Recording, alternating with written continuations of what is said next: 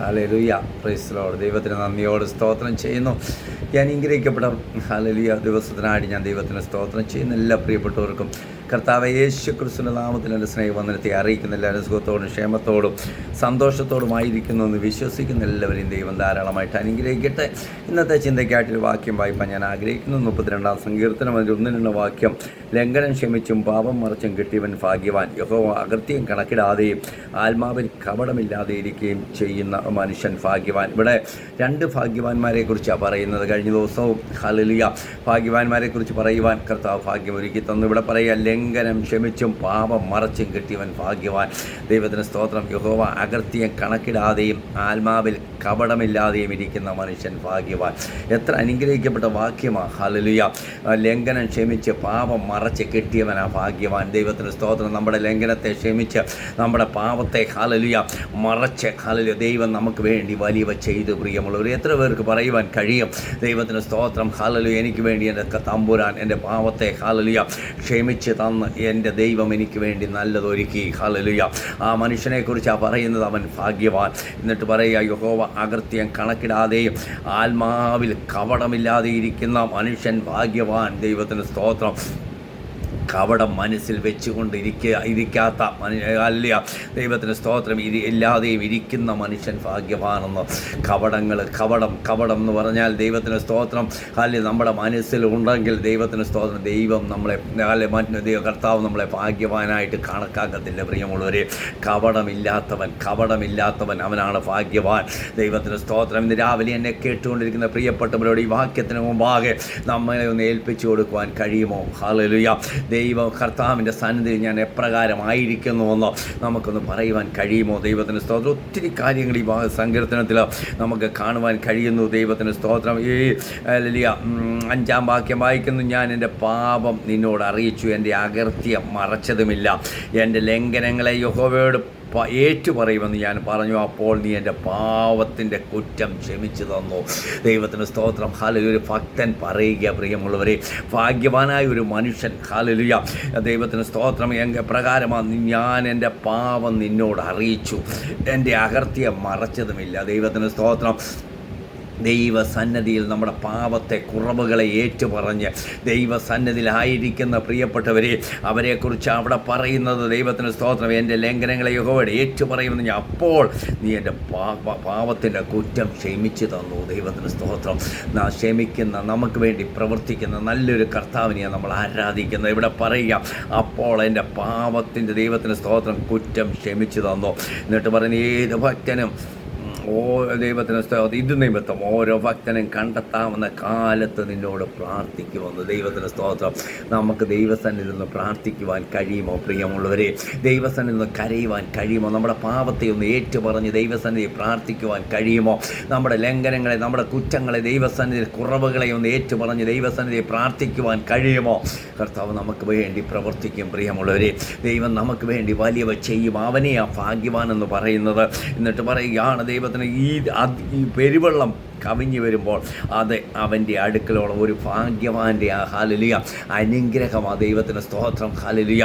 പെരുവെള്ളം കവിഞ്ഞു വരുമ്പോൾ അത് അവൻ്റെ അടുക്കലോളം എത്തുകയില്ലെന്ന്.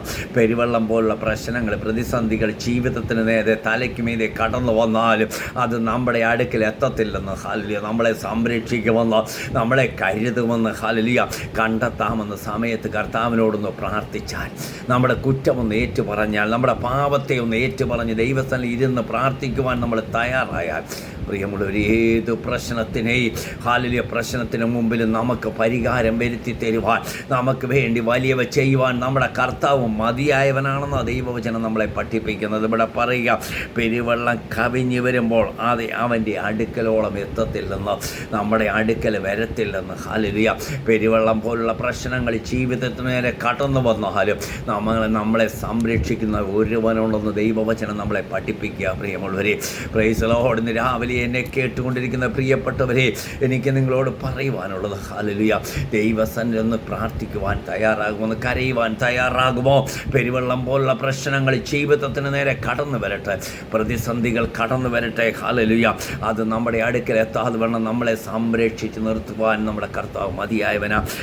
പിന്നെയും അത് കഴിഞ്ഞ് പറയുന്നു, നീ എനിക്ക് മറവിടമാകുമെന്ന മറവിടം, നീ എന്നെ കഷ്ടത്തിൽ നിന്ന് സൂക്ഷിക്കുമെന്ന്. അനുഗ്രഹിക്കപ്പെട്ട വാക്യം.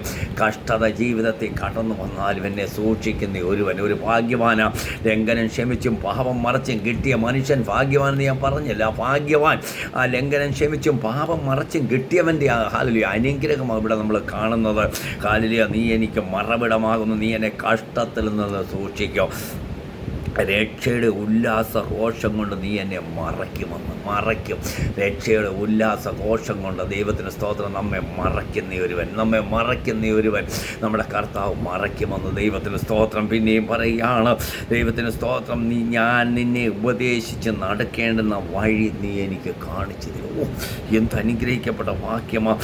ഉപദേശിച്ച് നടക്കേണ്ടുന്ന വഴി നമ്മളെ കാണിച്ചു തരുന്ന ഒരു നല്ല കർത്താവ്. എവിടെ പോകണം, എന്ത് ചെയ്യണമെന്ന് അതാത് സമയങ്ങളിൽ നമുക്ക് വേണ്ട ഉപദേശം തന്ന് നമ്മെ നടത്തുമെന്ന് എത്ര പേർക്ക് സന്തോഷമുണ്ട് പ്രിയമുള്ളവരെ. ഉപദേശിച്ച് നടക്കേണ്ടുന്ന വഴി നമ്മെ കാണിച്ചു. ആരെക്കുറിച്ച് ആ ലംഘനം ക്ഷമിച്ചും പാപം മറച്ചും കിട്ടിയവൻ ദൈവത്തിന് സ്തോത്രം. അവനെക്കുറിച്ചാണ് പറയുന്നത്. ഉപദേശിച്ച് നടക്കേണ്ടുന്ന വഴി കാണിച്ചു തരും. പിന്നെ പറയാം, ഞാൻ നിൻ്റെ ഏറ്റവും അനുഗ്രഹിക്കപ്പെട്ട ഒരു വാക്യമാണ്. ഞാൻ നിൻ്റെ മേൽ ദൃഷ്ടി വെച്ച് നിനക്ക് ആലോചന പറഞ്ഞു തരും.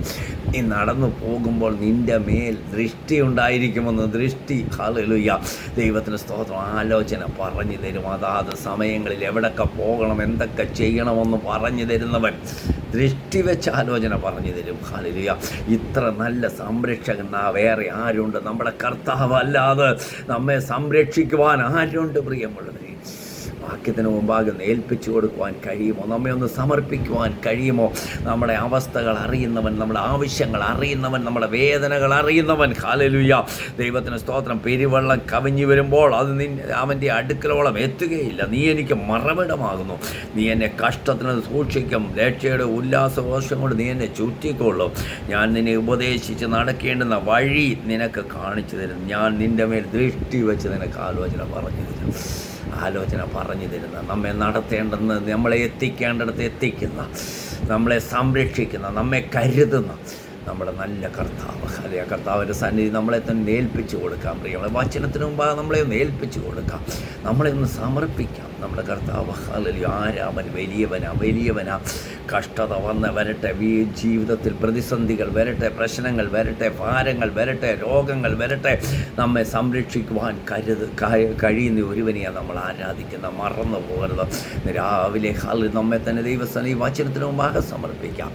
ഹല്ലേലൂയ, പരിശുദ്ധനായ കർത്താവെ, അനുഗ്രഹിക്കപ്പെട്ട വചനം ഞങ്ങൾക്ക് നൽകി തന്നില്ല. വചനത്തിന് മുമ്പാകെ സമർപ്പിച്ച് പ്രാർത്ഥിക്കുന്നു. എല്ലാവരെയും അനുഗ്രഹിച്ച് പ്രാർത്ഥിക്കുന്നു. കർത്താവ് എല്ലാവരെയും അനുഗ്രഹിക്കണം, വിടിവിക്കണം. പ്രാർത്ഥന കേട്ടിരിക്കുക. സ്തോത്രം യേശുവിൻ്റെ നാമത്തിൽ. ആമേൻ. സ്തോത്രം.